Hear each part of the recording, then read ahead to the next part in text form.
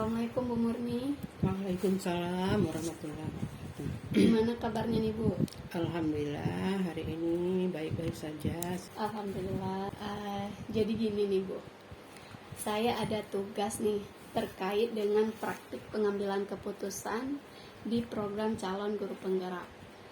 Bolehkah saya mengajukan beberapa pertanyaan kepada Ibu? Boleh, silakan. Begini Bu, selama Ibu menjadi kepala sekolah SLBN Aceh Barat Daya, adakah suatu masalah yang Ibu hadapi sebagai pemimpin di mana masalah itu menimbulkan dilema dalam penyelesaiannya? Jika ada, boleh nggak Bu menceritakan kepada saya beserta cara penyelesaian masalah tersebut? Pastinya di setiap sekolah semua ada masalah ya. Setiap pemimpin itu mempunyai masalah yang bermacam-macam.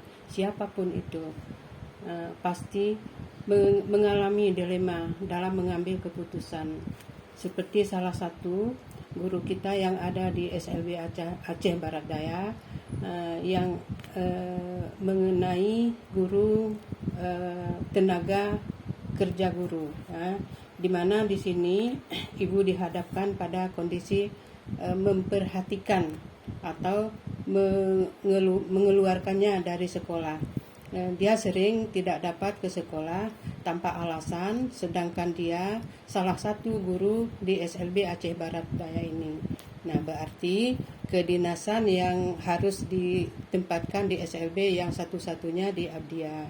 Nah, guru ini ditempatkan di SLB, dia adalah guru kontrak, ditempatkan di SLB. Kemudian dia tidak pernah datang ke sekolah, tetapi di sekolah masih ada namanya. Nah, jadi ini adalah suatu kendala bagi itu atau dilema-dilema yang dihadapi oleh kami di sekolah. Begini nih Bu, dalam modul yang saya pelajari nih Bu, ada dua jenis dilema, yaitu dilema etika yang merupakan dilema kebenaran lawan kebenaran, dan bujukan moral yang merupakan kebenaran lawan kesalahan. Nah, kalau menurut Ibu nih, bagaimana Ibu dapat mengidentifikasi kasus-kasus yang muncul ini? Mana yang merupakan dilema etika dan mana yang berupa bujukan moral? Dengan cara melihat absensi mengenai kehadiran dan mengevaluasi laporan dari guru dan siswa mengenai kinerja guru tersebut. Kemudian memanggil, ya, kita harus memanggil guru tersebut dan berbicara secara kekeluargaan.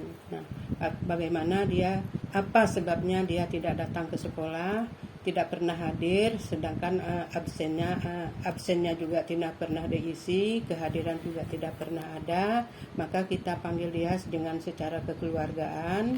Nah, menurut Ibu, dilema etika dan kasus ini, apakah Ibu harus mempertahankan dia atau mengeluarkan dia? Nah, sedangkan yang bersangkutan mengharapkan tetap berada di SLB Aceh Barat Daya, tetapi dia tidak mau datang ke sekolah untuk mengajar karena alasannya dia sudah bekerja di tempat lain. Dia menginginkan nama dia di Dapodik tidak dihapuskan. Begitu. Nah, selama ini nih Bu, bagaimana Ibu menjalankan pengambilan keputusan terutama untuk kasus-kasus dilema kepentingan yang sama-sama benar atau sama-sama mengandung nilai kebajikan? Baik. Keputusan yang Ibu ambil adalah musyawarah bersama Dewan Guru, kemudian tapi belum diindahkan, ya. Kita sudah musyawarah dengan guru, kemudian sudah pernah berkomunikasi dengan guru tersebut, tetapi semua itu tidak diindahkan.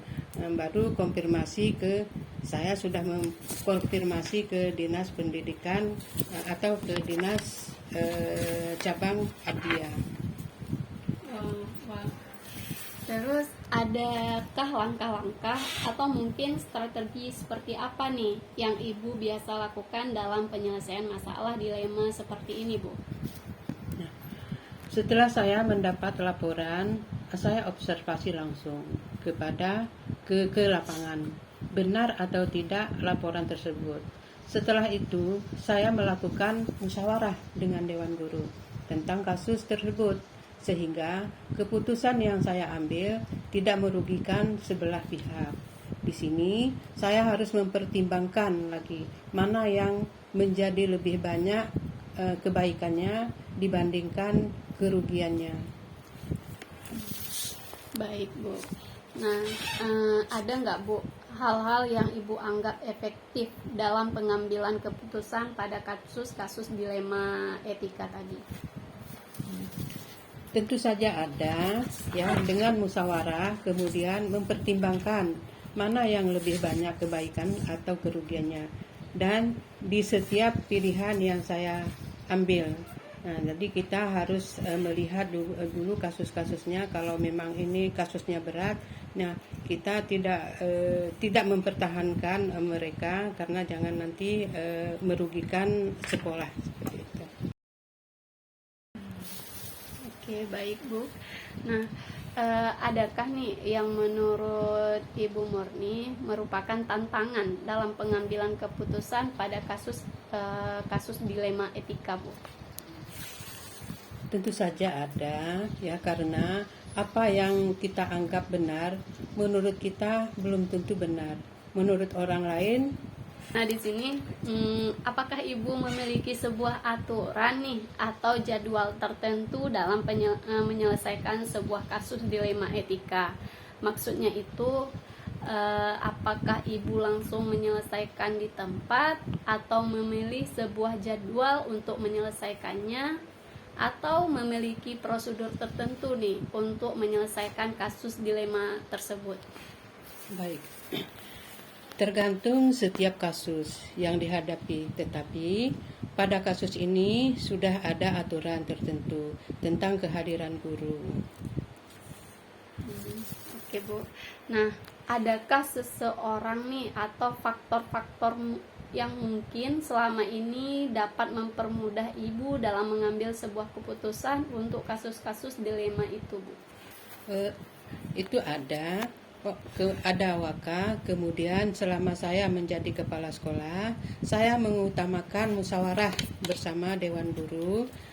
Tentu memerlukan keterlibatan pihak-pihak lain, pemangku kepentingan. Baik, Bu. Nah, pertanyaan terakhir nih, Bu.